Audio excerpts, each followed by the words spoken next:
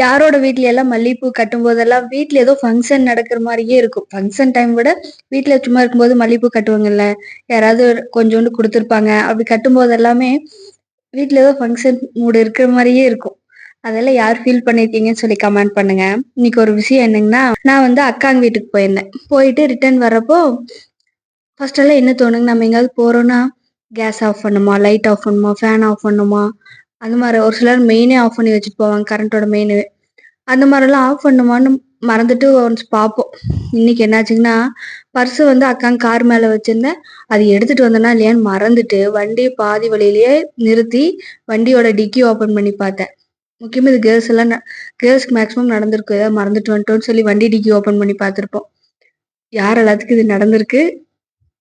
அந்த மாரி பண்ணியிருக்கீங்கன்னு சொல்லி ஒரு கமெண்ட் பண்ணுங்க. மல்லிப்பூ யாருக்கெல்லாம் பிடிக்கும்? கமெண்ட் பண்ணுங்க. Thank you. பாய்.